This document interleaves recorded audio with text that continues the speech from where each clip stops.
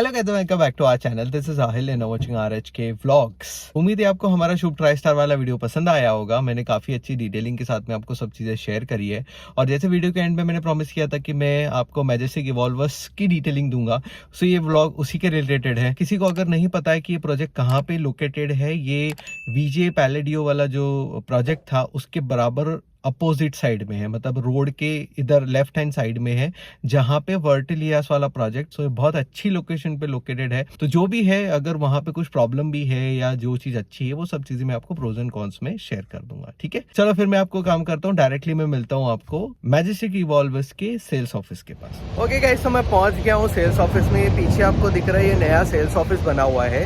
इसके लोकेशन में आपको दिखाता हूँ यहाँ से एक बार। वो सामने आपको कंस्ट्रक्शन दिख रहा है, दैट इज VJ पैलेडियो का।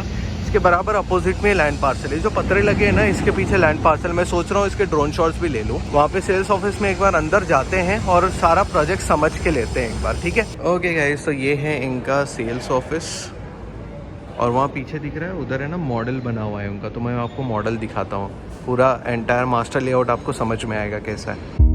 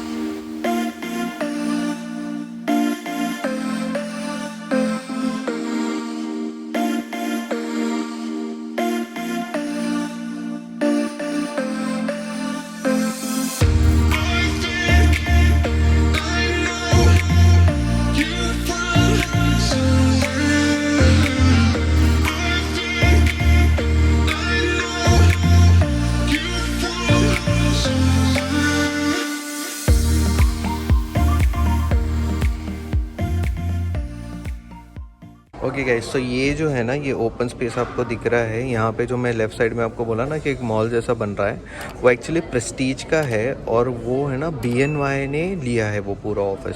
सो अच्छी चीज़ ये है कि ये प्रोजेक्ट के बाजू में ना, यहाँ पे आपको BNY का ऑफिस मिलेगा। So that is a good part for this project.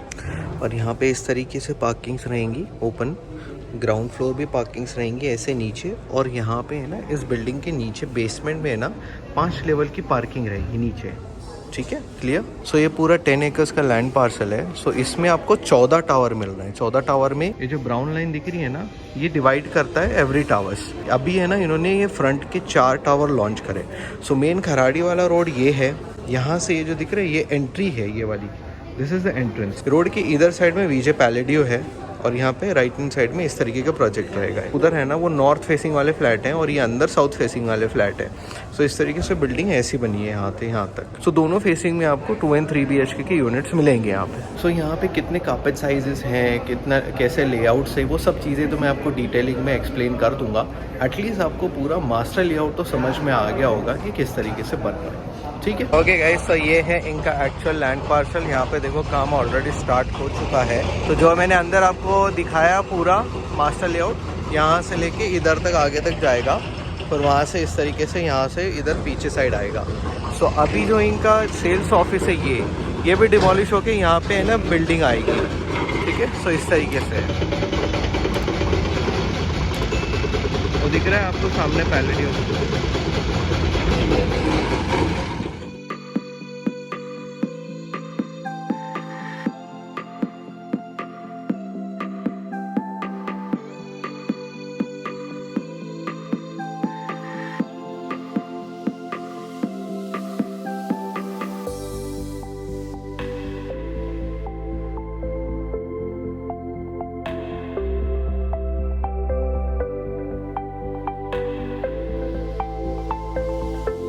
यहाँ पे है ना ड्राई बैल्कनी रहेगी, एनक्लोज रहेगी, हाफ वॉल आएगी। एक बेसिन वहाँ रहेगा, एक बेसिन यहाँ रहेगा। सो आपका इतना किचन रहेगा ये।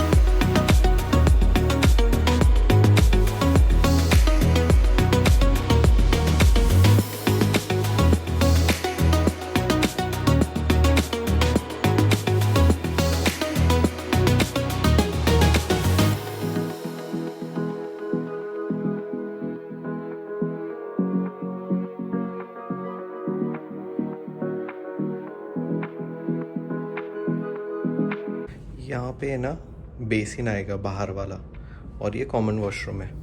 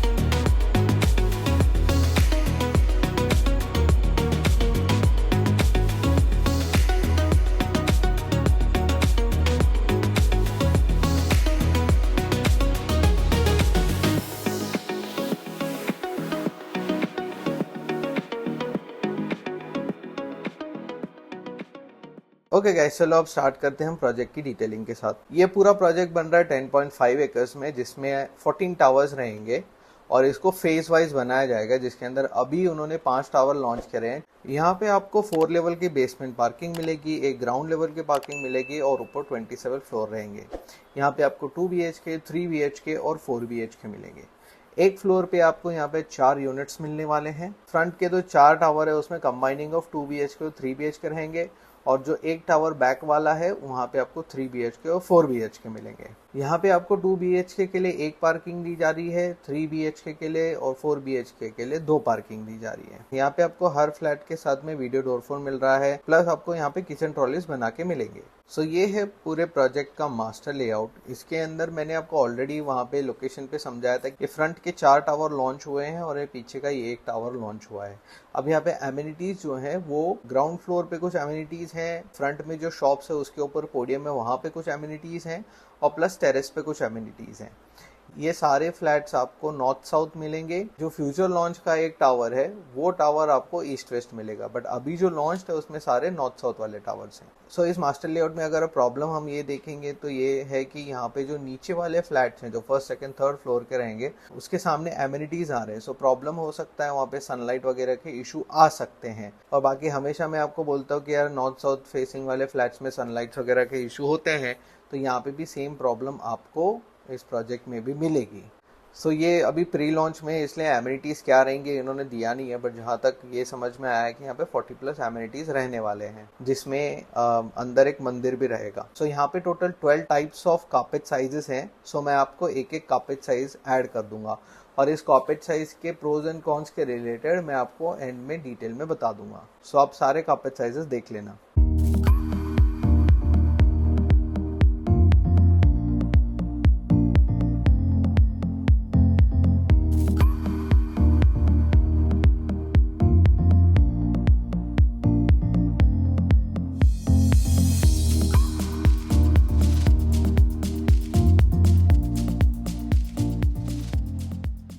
ओके गाइस, सो ये है इस प्रोजेक्ट की प्राइसिंग। सो अभी वहाँ पे है ना टोकनेशन चल रहा है 99,000 रुपीज़ का, और ये जो प्राइजेस आपको दिख रहे हैं ना, this is the quote price. So ये प्राइजेस में कहीं ना कहीं निगोशिएशंस आपको देखने मिलेगा at the time of allotment. So ये सारे प्राइजेस एक बार गो थ्रू कर लेना। इसमें फ्लोर राइज इंक्लूडेड नहीं है, मतलब यहाँ पे floor rise, amenities view, possession charges, ये सारी चीजें इन प्राइजेस में इंक्लूडेड नहीं है। This is the price for lower floors, ठीक है। तो हायर फ्लोर पे जाओगे तो इसके प्राइजेस और बढ़ेंगे। चलो अब मैं आपको मिलता हूँ प्रोज एंड कॉन्स के साथ। ओके गाइस, सो मैंने आपको पूरा प्रोजेक्ट एक्सप्लेन कर दिया है। सो सभी लोगों का सबसे बड़ा क्वेश्चन ये था कि इस प्रोजेक्ट में इन्वेस्ट करना चाहिए या नहीं चाहिए। तो सबसे बड़ी चीज यहाँ पे आती है कि देखो, प्रोजेक्ट का लोकेशन अच्छा है, प्रोजेक्ट के कार्पेट साइजेस जो हैं वो भी अच्छे हैं। फ्यूचर एस्पेक्ट से अगर देखा जाए तो लोकेशन वाइज इसका फ्यूचर एप्रिसिएशन भी अच्छा है। प्लस इसके अलावा इसके बाजू में जो है एक आईटी कंपनी रहेगी इस प्रोजेक्ट के। इवेंचुअली यहाँ पे उन्होंने एक ऑफिस का स्पेस भी बनाया है फ्रंट में। सो एक ऐसे एनवायरनमेंट में आप रहोगे जहां पे ऑफिसेस कंपनीज जो है वो करीब रहेगी। सो वो एक बहुत ही बेटर पार्ट है उस प्रोजेक्ट को लेके। इसके अलावा आपको पता है कि बहुत सारे ऐसे प्रोजेक्ट्स है जो अपर खराड़ी वगैरह ऐसे वागोली ऐसे लोकेशन में आते हैं। प्रॉपर खराड़ी वेसिनिटीज में है ना जगह कम है। सो उसमें ये एक ऐसा प्रोजेक्ट बन रहा है जहां पे आपको प्रॉपर पीएमसी के अंडर में ये प्रोजेक्ट आ रहा है। पीएमसी का पानी का इशू नहीं आएगा, रोड कनेक्टिविटी का इशू नहीं आएगा। आपको पता है कि सब चीजें ईच एंड एवरीथिंग बनी हुई है वहां पे। सो उस अगर एंगल से देखोगे ना तो आपको एक बहुत अच्छा प्रोजेक्ट बन जाता है ये। बिकॉज जब वहां पे शॉप्स वगैरह आएंगे ना नीचे, तो वो पूरा का पूरा जो प्रोजेक्ट है वो एक अलग हाईलाइट होके आएगा उस लोकेशन पे। यहाँ पे आपको बिल्डर आपको अंदर किचन के ट्रॉलीज पूरी बना के दे रहा है। सो वो एक अच्छी चीज है कि चलो एटलीस्ट आपका वो एक एक्सपेंस बच जाता है। हाँ, किसी को अगर मैचिंग करवाना है तो उन लोगों को थोड़ी दिक्कत आ सकती है, क्योंकि इतना महंगा फ्लैट लेने के बाद में थोड़ा सा इंटीरियर में तो अपना एक्सपेंस करेंगे उस चीज को लेके। तो वो एक थोड़ा सा ड्रॉबैक भी है, बट ठीक है, चलो अच्छी चीज। जिनको इंटीरियर का इतना कुछ कंसर्न नहीं है उन लोगों के लिए बहुत अच्छा पार्ट हो गया है। अब यहाँ पे प्रॉब्लम्स क्या है? सो लोकेशन जितना इसका प्रो है ना उतना कॉन भी है। बिकॉज जहां तक हमने मैप्स में पहले चेक करा था कि इस लोकेशन में बाजू में से एक नाला पास हो रहा है, ठीक है। तो लोगों का वो कंसर्न था उस चीज को लेकिन कि इसका फेसिंग किस हिसाब से आएगा। अब जब इसका फेसिंग आ गया है, इसमें ये चीज समझ में आती है कि जो पीछे वाले फ्लैट्स है उनका फेसिंग जो है वो उस डायरेक्शन में रहेगा। सो वहां पे उन्होंने बड़े कार्पेट साइजेस लेके आए। सो इवेंचुअली आपको ये प्रॉब्लम फ्यूचर में देगा। मतलब ये एक ऐसी चीज है जो कि एक प्रो भी बन जाती है और एक कॉन भी बन जाती है लोकेशन के हिसाब से। अब इसके मैं कार्पेट साइजेस की बात करूं तो जैसे मैंने आपको बोला कार्पेट साइजेस काफी बड़े हैं, अच्छे हैं। लेकिन अगर इस कार्पेट साइजेस को आपने ध्यान से देखा होगा, मुझे तो पर्सनली ये चीज दिखाई दी कि इनके हर एक लेआउट में ना डेड स्पेसेस है। छोटा 2 BHK है ना, उसमें भी डेड स्पेस है। आप हर एक लेआउट को अच्छे से गो थ्रू करना, तब आपको समझ में आएगा, क्लैरिटी मिलेगी कहां पे डेड स्पेसेस है। ये पूरा 10 एकड़ का लैंड पार्सल है और 10 एकड़ के लैंड पार्सल में 14 टावर आ रहे हैं और 14 टावर के हिसाब से यहाँ पे 2 BHK, 3 BHK, 4 BHK आ रहे हैं। सो उस हिसाब से हमें ऐसा लगता है कि एमिनिटीज की जगह कम है उसके कंपैरिजन में। बिकॉज नीचे एक छोटा सा ही लैंड पार्सल उनका है जहां पे आपको थोड़ी बहुत एमिनिटीज मिलेंगी। बाकी एमिनिटीज जो है उन्होंने टेरेस पे दी हुई है और कुछ एमिनिटीज वो लोग ऑफिस स्पेस के ऊपर दिए हुए हैं। ये दिख के समझ में आया कि अगर इतना बड़ा लैंड पार्सल और इतने फ्लैट्स आने वाले हैं वहां पे, उस हिसाब से एमिनिटीज की स्पेस और थोड़ी ज्यादा होनी चाहिए थी। क्लब हाउस वगैरह वही दिया है नीचे और एक साइड में मंदिर बनाया हुआ है, बस। इसके अलावा कोई ऐसा ऑप्शन वहां पे है नहीं कि कोई एक बड़ी सी डेडिकेटेड स्पेस आपको ग्राउंड पे कहीं मिल रही है, ऐसा नहीं है। सो वो एक कमी लगती है मुझे उस प्रोजेक्ट की। सो जितने इसके टावर्स है और जितने इसके फ्लैट्स है ना, वो देख के क्लियरली ये समझ में आता है कि बहुत ज्यादा क्राउड प्रोजेक्ट के अंदर होने वाला है फ्यूचर टाइम में। बिकॉज ऐसा नहीं है कि सिर्फ 2 and 3 BHK ही है ना, 4 BHK भी है वहां पे। सो बड़ी फैमिलीज भी केटर होंगी उस प्रोजेक्ट। बहुत सारे लोगों को ये भी हो सकता है कि चलो ठीक है, crowd is not the problem is of layouts. Because हमेशा हम बोलते हैं कि किचन बड़ा होना चाहिए, बड़ा होना चाहिए। इन्होंने बड़ा बना दिया है किचन अच्छे से, लेकिन वही है कि इसके अंदर ड्राई बैल्कनी आपको मिसिंग मिलेगी। सो इवेंचुअली अगर मैं यहाँ पे हर एक कार्पेट साइज जब देखा तो मुझे ऐसा लगा कि यार 3-4 प्रोजेक्ट को मिक्स करके इन्होंने कार्पेट साइजेस निकाले। मतलब एक होता है ना कि आप किसी और को स्टडी करते हो फिर कुछ काम करते हो। सो अगर आप इस सारे सैंपल फ्लैट्स अगर देखे रहोगे, उसमें आपको क्लियरली ये चीज समझ में आई होगी, उसके जो टाइल्स हैं, उसके जो लेआउट्स हैं, वो कहीं ना कहीं किसी न किसी प्रोजेक्ट से इंस्पायर्ड है। इनका जो 3 BHK था वो विजय पैलेडियो से इंस्पायर्ड लगा मुझे, और इनका जो 4 BHK है वो ANP यूनिवर्स वाला, जो आप जाके उसका भी वीडियो देखो हमने बनाया, उसका 4 BHK ऐसा लग रहा था कि वो 4 BHK वहां से इंस्पायर्ड है। इन शॉर्ट, अब विजय का पैलेडियो वाला मैंने 3 BHK का वीडियो बनाया था, आपने देखा होगा एंट्री करते से राइट साइड में पहला रूम था और फिर उसके में उसकी बैल्कनी बनी हुई थी, करेक्ट, उसी रूम से अटैच। सेम लेआउट इन्होंने 3 BHK के लेके आया। जहां तक मैंने मैजेस्टिक मार्बल और मैजेस्टिक टावर्स के इनके फ्लैट देखे थे ना, वो लेआउट अलग ही थे। ये प्रोजेक्ट जो है ना, वो इन्वेस्टमेंट पॉइंट ऑफ व्यू से सोच सकते हो, लेकिन अगर आप छोटे कार्पेट साइजेस देख रहे हो तो ही। अगर आप 3 BHK 4 BHK के लिए सोच रहे हो ना, सेल्फ यूज के लिए ही यूज करना चाहोगे, ना कि इन्वेस्टमेंट के लिए। इनका जो सबसे छोटा 2 BHK है 700+ स्क्वायर फीट वाला, वो आप इन्वेस्टमेंट पर्पज से ले लो, बिकॉज आगे चल के उसका रीसेल वैल्यू आपको मिल जाएगी। बिकॉज जैसे मैं हर एक वीडियो में बोलता हूँ कि खराड़ी में डिमांड ज्यादा है लेकिन सप्लाई कम है, इसलिए ना वो जो फ्लैट्स है ना, आपको आगे अच्छा एप्रिसिएशन वैल्यू और रीसेल वैल्यू निकलवा के देंगे। लेकिन जो बड़े कार्पेट साइजेस है ना, वो आप सेल्फ यूज के लिए ही रखना। उसको इन्वेस्टमेंट पॉइंट ऑफ व्यू से पैसा मत लगाना वहां।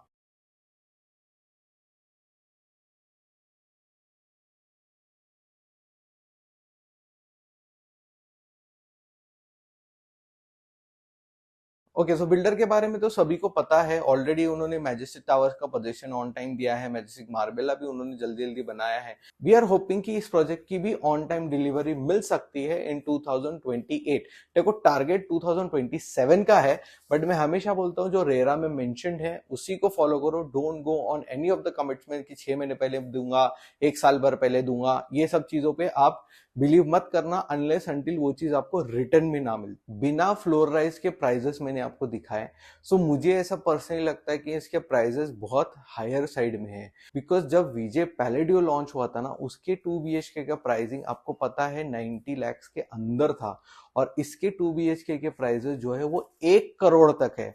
तो आप सोचो कितने हायर साइड में इसके प्राइजेस है। देखो इवेंचुअली वो कहीं ना कहीं निगोशिएशन होगा, लेकिन कितना प्राइस निकलेगा, कितना निगोशिएट होगा, वो सब डिपेंड वाली बात है। उनको भी पता है कि कोई भी ऐसा प्रोजेक्ट आज की डेट में खराड़ी में नहीं है प्रॉपर, इसलिए वो लोग भी अपने हिसाब से उसका प्राइसिंग लगा के सेल कर रहे हैं। अगर आपको लगता है कि ये प्रोजेक्ट आपके बजट में आ रहा है, आपको जो लेआउट चाहिए उस लेआउट में आ रहा है, तो आप उसमें पैसा लगाओ। मैं एक अपना इनपुट ये रखना चाहूंगी कि इस प्रोजेक्ट पे सबसे ज्यादा चीज है कि प्राइस बहुत हाई है और उस प्राइसिंग में इतने ज्यादा कॉम्प्रोमाइजेस है ना, तो मुझे लगता है कि ये एक बहुत बड़ा अच्छा प्रोजेक्ट बन सकता था, जिसको इन्होंने ज्यादा यूनिट देने के चक्कर में पूरे कारपेट साइजेस बिगाड़ दिए। हाँ, वो पॉइंट है। और एक नहीं 12 टाइप के लेआउट्स हैं अलग अलग। बहुत सारे लोग बोलेंगे यार लोकेशन अच्छा है, इन्वेस्ट करो, पैसा लगाओ। लगाओ, मना नहीं कर रहा हूं मैं, बिकॉज बाद में फिर मिलना मुश्किल है, क्योंकि ऐसा वापस से नहीं मिलेगा। फिर आप सोचोगे कि अगर ये भी मैं छोड़ दूंगा तो मैं पैसा कहाँ लगाऊं, ये भी आप सोच लोगे। हाँ, बिकॉज इन्वेस्टमेंट तो सिर्फ और सिर्फ लोकेशन के बेसिस पे ही होता है। हाँ सेल्फ यूज की बात आती है तब जाके हम ये चीज बोल रहे हैं कि आपको कारपेट में काफी ज्यादा कॉम्प्रोमाइज करने पड़ेंगे, बिकॉज काफी ज्यादा अगर आप ध्यान से देखोगे तो आपको डेड स्पेस मिलेगा ही मिलेगा पूरे कारपेट में। एग्जैक्टली। क्योंकि मेन पैसा तो अपन कारपेट का ही दे रहा, आपको वो चीज यूज करने मिल ही नहीं रही है तो फिर आप किस बात का इतना पैसा दे रहे हो ना। फिर कल को चल के क्या होगा पता है, घर में चीजें एडजस्ट करने में भी आपको दिक्कत आएगी। फिर आपको लगेगा अरे यार मतलब इतनी जगह रह के भी मैं उसको यूज नहीं कर पा रहा हूँ, है राइट ना। तो राइट। वो चीज भी आप सोचो साथ में। हम ये पॉइंट क्यों हाईलाइट कर रहे हैं, बिकॉज हमें जेन्युइनली स्टडी करके वही हमें समझ में आया कि हाँ ये दिक्कत है। बाकी प्रोजेक्ट हमें अच्छा लगा, जिस हिसाब से वो बाकी चीजें प्रोवाइड कर रहे हैं ना, वो मुझे अच्छा लगा, नॉट अ प्रॉब्लम। बस वही है कि इतने सारे फ्लैट्स आना, तो एमिनिटीज में कॉम्प्रोमाइज है, डिस्ट्रीब्यूटेड एमिनिटीज है। अब बताओ इतने फैमिलीज टेरेस पे जाके घूमेंगे क्या वो एमिनिटीज यूज करने के लिए, आप बताओ मेरे को। हाँ, बिकॉज बिल्डिंग का स्ट्रक्चर भी ऐसा है कि आपको ज्यादा एयर वेंटिलेशन मिलने वाला नहीं है, पूरा एक एग्जैक्टली लाइन से है। तो मैं हाँ। वही बता रही हूँ कि ज्यादा यूनिट डालने के चक्कर में इन्होंने पूरा बिल्डिंग का शेप भी खराब कर दिया, कोई एयर वेंटिलेशन के लिए प्रॉपर स्पेस नहीं दी है बिल्डिंग्स के बीच में भी। एग्जैक्टली। तो वो बहुत क्राउडेड ही लगेगा और वो हो ही जाएगा। और सबसे बड़ी चीज वही है कि जो एमिनिटी स्पेस के वहां पे नीचे के फ्लैट मैंने आपको लेआउट बताते बताते समझा रहा था, वो इस तरीके से है ना कि वो दोनों जगह से पैक हो जाएगा, बिकॉज सामने भी बिल्डिंग आ रही है उसके बराबर। सो वो नीचे वाले फ्लैट्स को आपको एयर वेंटिलेशन मिलेगा ही नहीं। अब मुझे नहीं पता कि ये मेरा वीडियो कितने लोगों तक पहुंच रहा होगा, नहीं पहुंच रहा होगा। अगर कोई भी ये सोच रहा है ना लेने का, मेरा ये वीडियो उनके तक पहुंचाओ, ताकि वो उस फ्लैट्स के लिए पैसा लगाने से पहले थोड़ा सोचे कि हाँ मैं लोअर फ्लोर पे जाके प्राइसिंग में कॉम्प्रोमाइज कर रहा हूँ, या फिर मैं एक ऐसा घर ले रहा हूँ जहां पे मुझे उसके आगे रीसेल वैल्यू भी नहीं मिलने वाली है, बेचने को भी दिक्कत आने वाली है। बिकॉज बहुत सारे लोग वही सोचेंगे ना कि यार सनलाइट नहीं आती आपके घर में, तो फिर आप बेच पाओगे उस चीज को। राइट। जिसको लोकेशन के हिसाब से चाहिए तो वो आप सोच सकते हैं, you can book it, not a because problem. वो पीएमसी में भी आता है तो बाकी सारे हाँ लोगों को ये कहना है कि अभी जो नए मांजरी वगैरह में जो प्रोजेक्ट आ रहे हैं उसमें सबसे बड़ा प्रॉब्लम पानी का ही है लोकेशन में। Exactly exactly. तो वो यहाँ पे तो वो सॉर्ट हो यहाँ पे सकता है। शॉर्ट मिलेगा आपको। तो उस हिसाब से अगर आपको सोचना है तो आप सोच सकते हो, can give it a thought. तो ठीक है, हमने सारी डिटेलिंग दे दी, सब प्रोज एंड कॉन्स मैंने बता दिए, तो उम्मीद है आपको समझ में आया होगा कि यहाँ पे पैसा लगाना चाहिए नहीं लगाना चाहिए। अगर कुछ भी रहा, कुछ भी आपको कमेंट करना है, कुछ भी अगर मैसेज करना है, तो आप मेरा नंबर दिया हुआ है व्हाट्सएप का, उस पर आप मुझे मैसेज कर सकते हो। अगर किसी को कोई भी रिक्वायरमेंट है उसके लिए भी आप मुझे मैसेज कर सकते हो, है ना। और अगर कोई आपको जेन्युइनली लगता है कि हाँ ये मेरे पॉइंट सही, तो आप प्लीज कॉमेंट करके हमें वो चीज बताओ। ओके गाइस, व्लॉग मैं यहीं पे एंड करता हूँ। This is Aahil signing off for today. See you in next vlog. Till then, stay सलाम। सलामत।